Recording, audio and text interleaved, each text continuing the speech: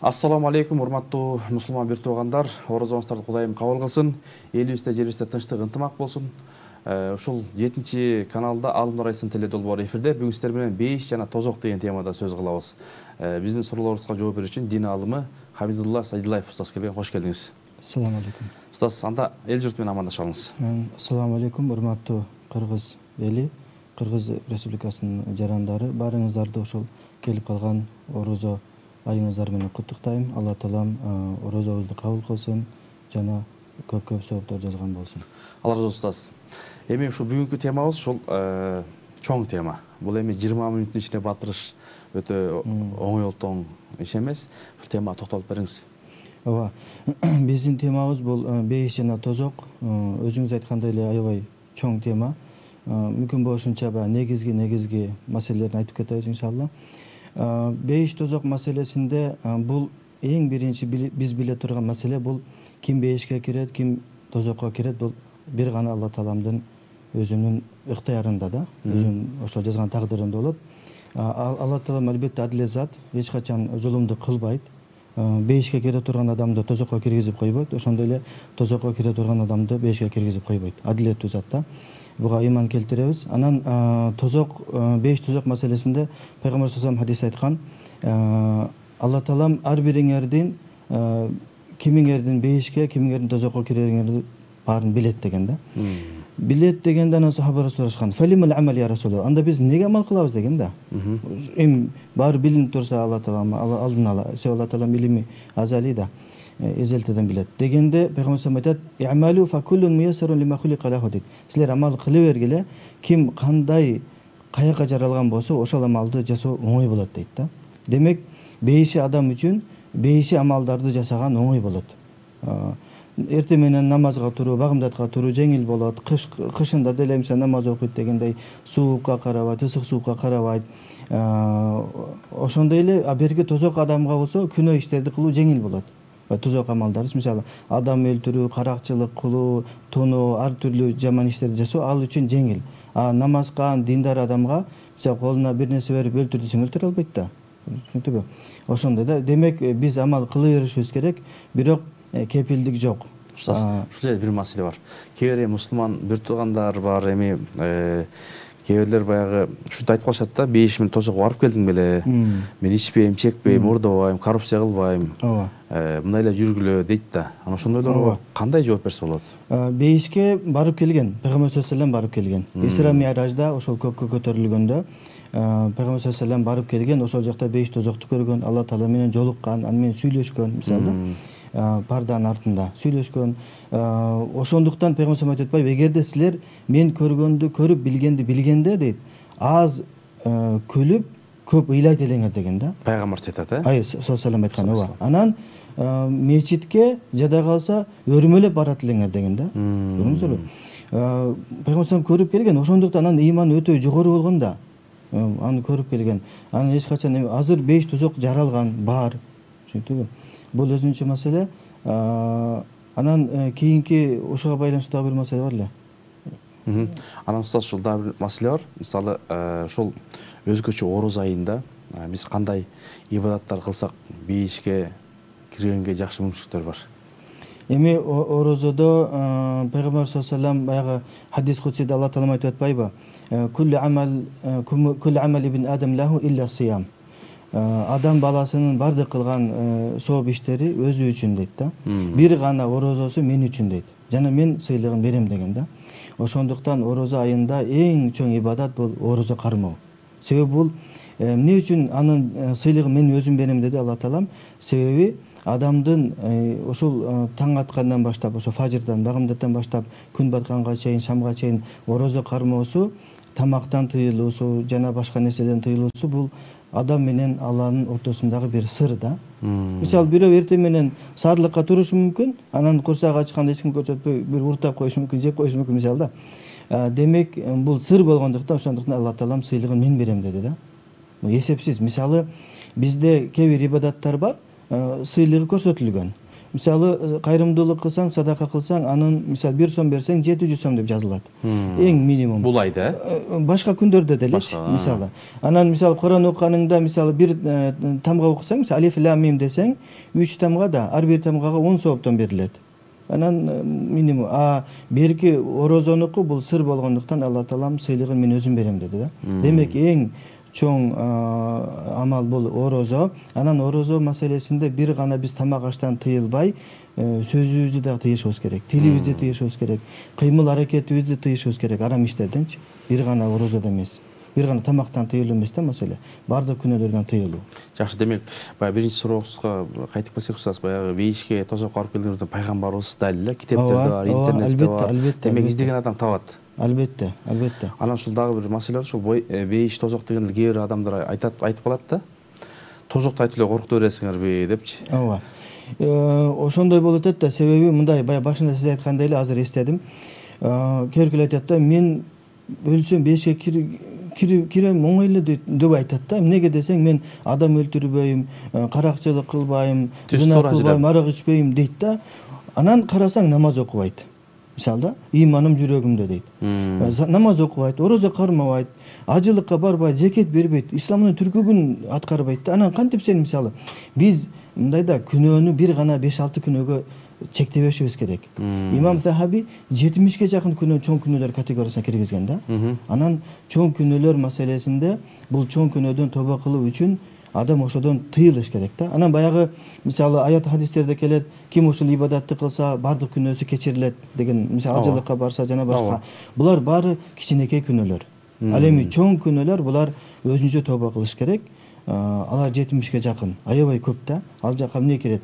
Ушак айтуу кирет, гыйбат кылуу, бирөөлөрдү жамандоо, эл көп алардын эмеси маани бербей калган да. Ата-энеге жамандык кылуу, ата-энени нааразы кылуу мисалда. Бир карасаң, бирөө бир эле учурда намаз окуйт, аябай жакшы көрүнөт, бирок үй бүлөсүнө жаман мамиле кылат.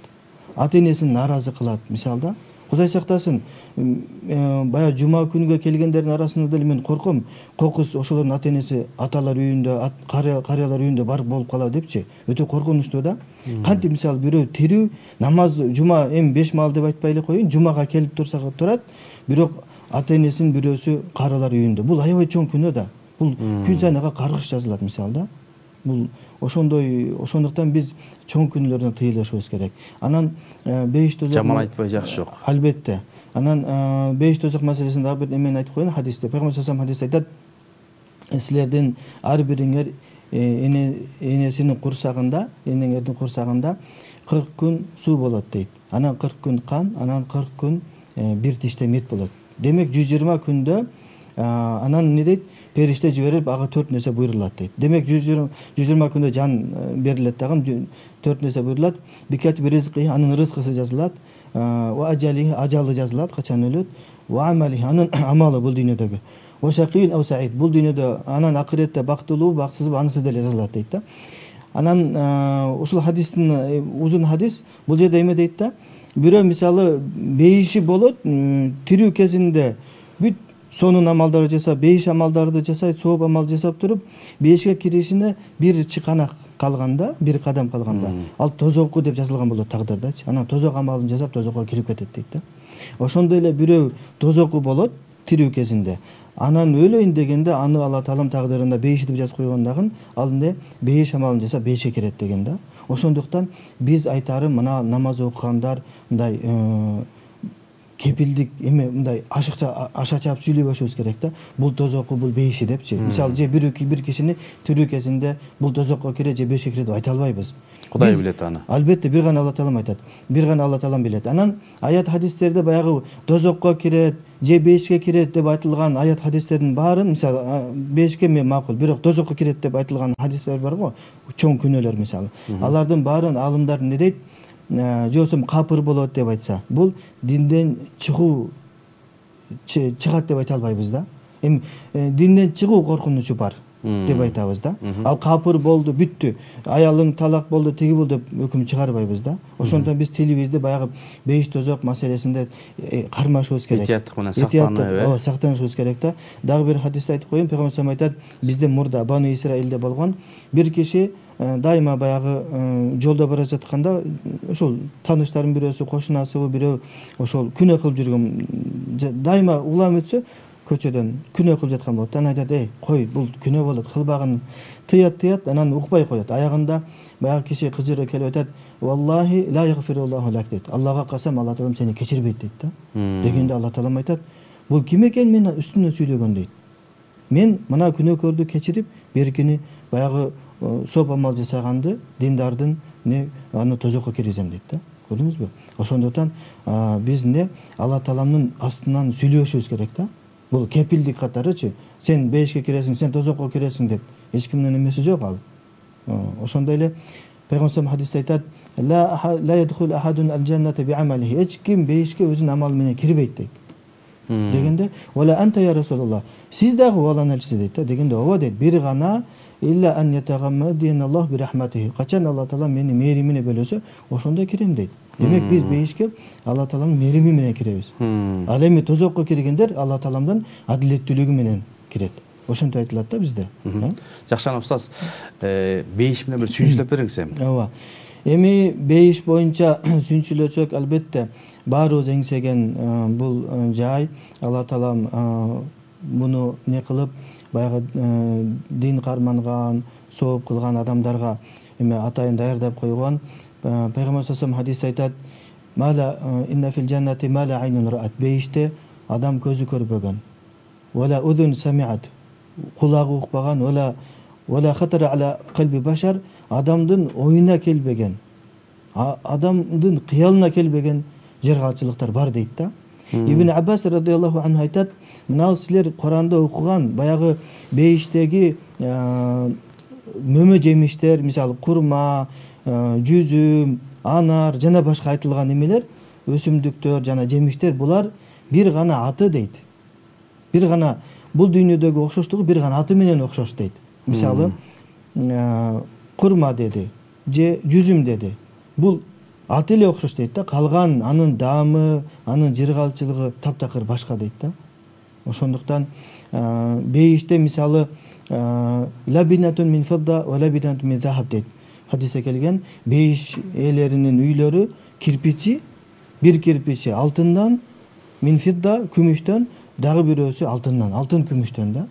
Бейиштин неси баягы үйлөрүнүн, сарайлардын эмелери, кирпичтери. Элестетиңиз? Кирпич алтын күмүштөн. Ал эми баскан, төшөлгөн топурагы ал күмүш, маржан, шуру. Элестетиңиз, баягы изумруд деп койсом эмне дейт, баягы баалуу таштар да. Адамдар мисалы кичинекей бир ушундай бир 3-4 сантиметр эмелерин канча миңге сатып алып атат. Ошол эмне тепсенди болот экен да бизге. Иншалла бейишке киргендергечи. Көрдүңүздөр. Урматтуу мусулман биртугандар, Кудай таала ушул баардыгыбызды бейишке киргизсин деп дуа кылалы.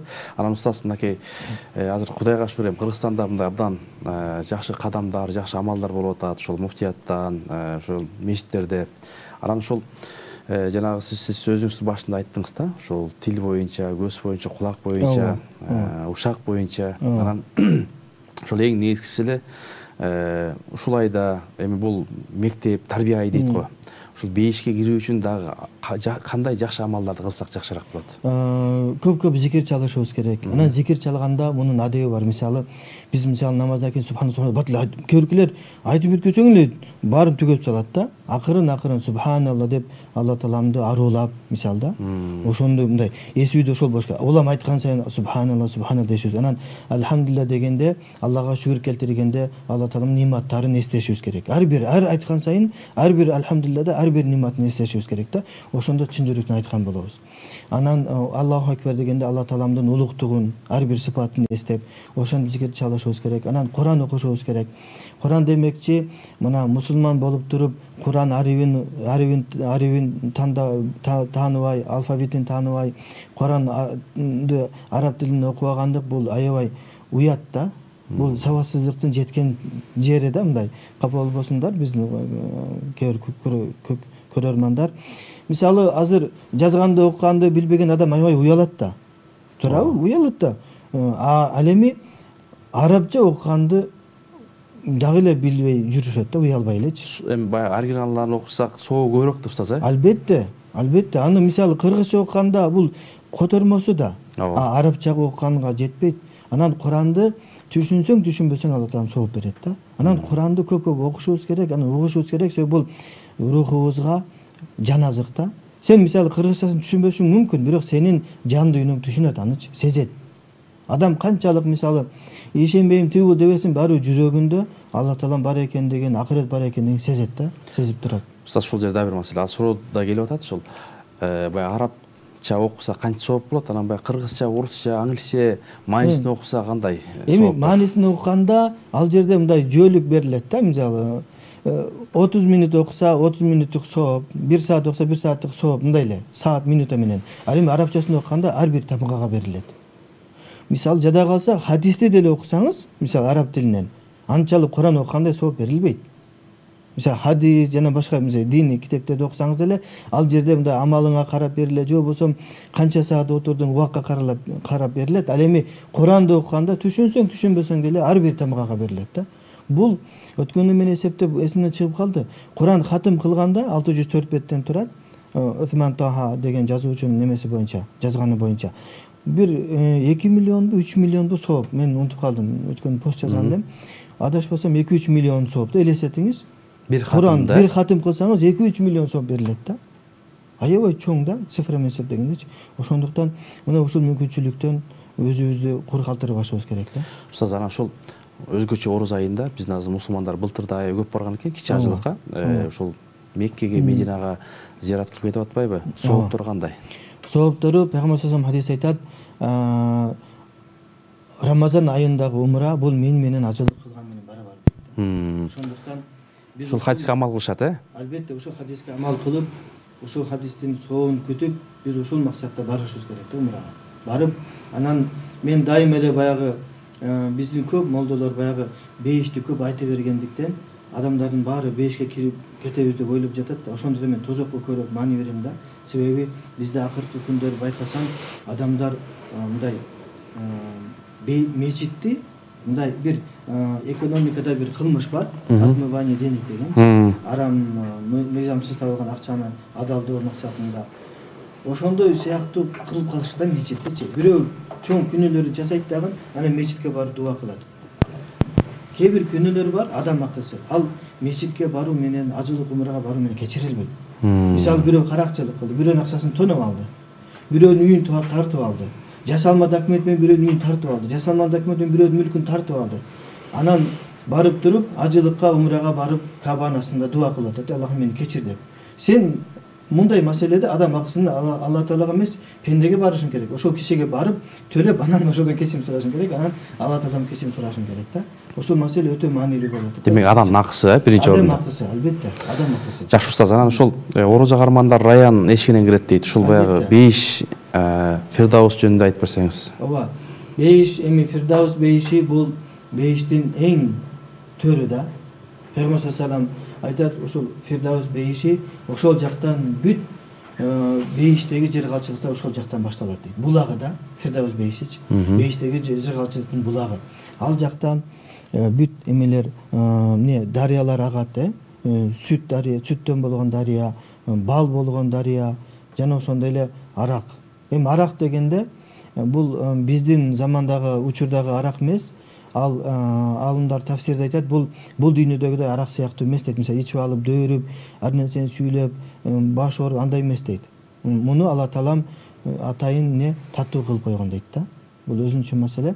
Анан ошондой эле бейиштин жыргалчылыгын эме кылгандачы, эң төмөн, бейиштеги эң төмөн адамдын жыргалчылыгы кандай?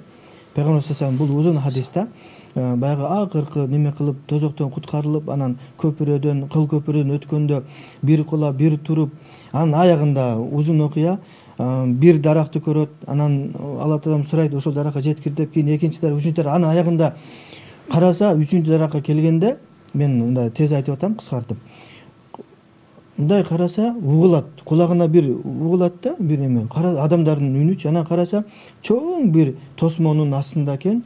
Ал көрсө бейиштин астына келип калыптыр. Анан караса бейиштин астына келген, Алла Таала мага буга чейин ар бир дарактан которулган сайын айткан да, бүттү, башка нерсе сурабайм депчи. Анан ойлонуп, сурасамбы, сурабасам деп уялып, анан аягында анан чыдабай сурайт Алла Таалама, Алла Таалам, мен ушул бейишке киргизиңиз дейт да. Анан айтат, пендем, сен айттың эле го дейт. Башка эч нерсе сурабайм деп. Даракка келсең болду деп. Дегенде анан макул деп Алла Таалам бейишке киргизет. Анан бейишке кирсе дейт, бүт толуп калыптыр дейт да агач. Орун жок элестетилет да. Анан орун жок элестетилет дагы себеби Пайгамбар башка бир хадис айткан, ар бир адам бейишке киргенде өзүнүн үйүнө барганда өз дарегин билип барат дейт да. Көрдүңүзбү? Анан ошентип анан айтат Алла Таала кайрылат, мен орун калбай калыптыр дегенде Алла Таала айтат, Алла Таала мага айтат, каалайсың дейт, мен сага ушул бул дүйнөдөгү падышанын эң жыргаган адамдын байлыгын берейин дейт да.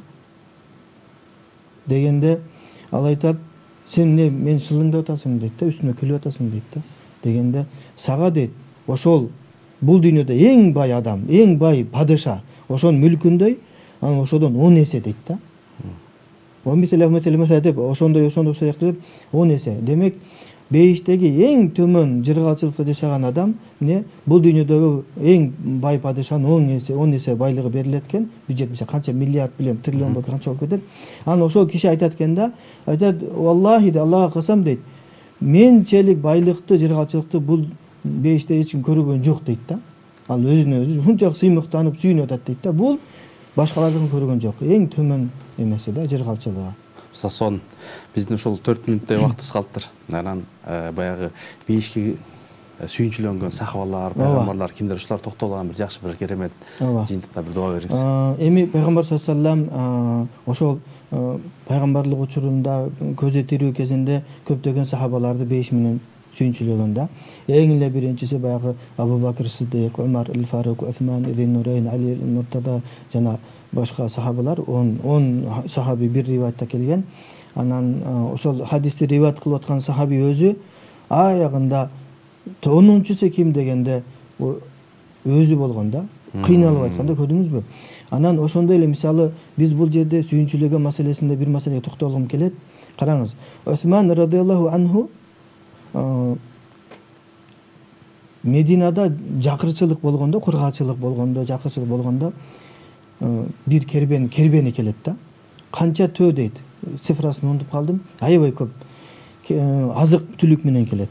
Келгенде анан ошо Мединадагы баягы биздин тилде айткан монополисттер келет дагы, бизнесмендер келип Усман радыйаллаху анху жолугуп айтат, биз жөлүк сатып алайлы дейт баарын.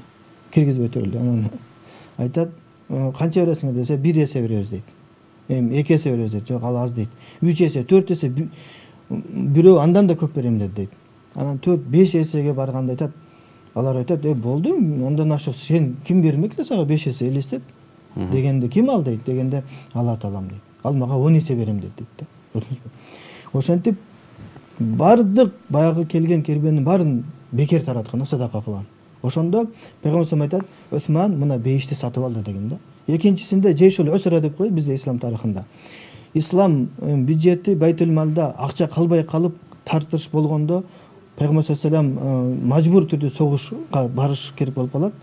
Анан бардык согуштары мажбур болгондо Пайгамбар эч качан согушту өзү баштаган эмес, мажбур болгондо анан аргасыз согушка чыгыш керек болуп калып, анан акча чогултканда ошондо Усман радыйаллаху анху өзү ошо Жейшул Усраны бир армияны каржылайт да.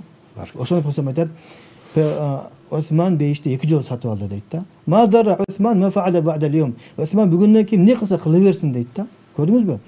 Зыяны тийбейт дейт. Ошондой сахабалар мындай сүйүнчүлөсө, тирүү кезинде сүйүнчүлөп койсо деле ал аша чапкан жок да. Мындай мактанып, сен тозокусуң, сен тиги бул, мен бейишке келем деп мактанган жок.